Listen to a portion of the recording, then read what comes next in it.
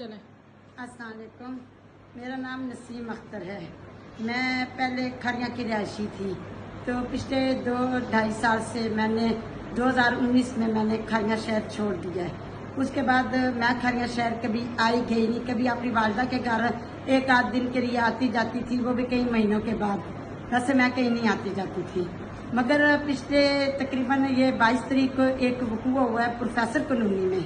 वो मुझे पता चला है कि ये लोग मेरे पीछे आए थे और इन्होंने मुझे एक मुकदमे में इश्तिहारी करार दिया है, मगर वो कौन सा मुकदमा है? मैं तो 2019 से खरियाँ शहर छोड़ दिया है, तो वो कौन सा मुकदमा है जो इन्होंने मेरे पे बना के और मुझे इश्तिहारी करार दे के और गैर जानबदारी से ये आते हैं और एक वकील के घर चले जाते हैं और उस वकील के घर इन्होंने अफरा तफरी मचा दी। मुझे उस वकील का कोई पता नहीं कि वो वकील कौन है, कहाँ वो रहता है, उसका घर कहाँ पे है। मुझे उस वकील के साथ ना मेरा कोई तल्लक है, ना मैं कभी उस वकील को मैंने अपने लिए कभी किया है, यानी उस वकील के साथ मेरा कोई तल्लक नहीं, ना मैं उस वकील को जानती हूँ। हाँ, मरने वाले को जरूर जानती हूँ, जो मोहम्मद अली है।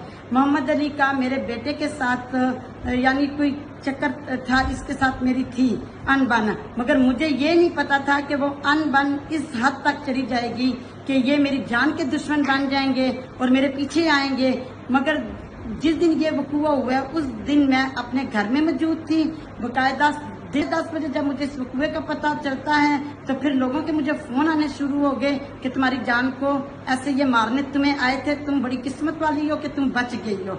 मगर मेरी अब वजीर आला पंजाब से और वजीर आजम से इल्तिजा है कि मुझे DPO गुजरात और जो हमारे खरियाँ का SHO है इससे और जेलम के SHO से मुझे इनसे खतरा है। ये मुझे धमकियां मिल रही हैं और मुझे अपनी जान का खतरा है। अगर इस दौरान, इस इंक्वायरी के दौरान, इसके तफ्तीश के दौरान मेरे पे कुछ भी हमला होता है तो मुझे कुछ भी होता है या मुझे पुलिस मुकाबला, तो इनके लिए एक नॉर्मल बात है, क्योंकि आए रोज ये जो चट्ठा साहब है हमारे खरियाँ के SHO, इसने गुलियाने में 3 आदमियों को पकड़ा है और तीनों को इसने पकड़ के पुलिस मुकाबले में मार दिया है। उसके बाद इसने लाले मुसे में 2 आदमियों को पकड़ा है, उन दोनों को इसने ऐसे ही मार दिया है। उसके बाद ये डिंगा थाना में रहता था, डिंगे थाने में इसने 2 को पकड़ा है और दोनों को मार के उसमें इसने अपना एक मुलाजिम ऐसे ही मारा है। जैसे ये वकूआ है ना, इस वकूए के मुताबिक इसने उसको मारा है। ये मारना तो इनके लिए खेल बन गया, ये तो किसी को भी मार सकते हैं क्योंकि इनको पूछने वाला कोई नहीं है। बराए मेहरबानी करें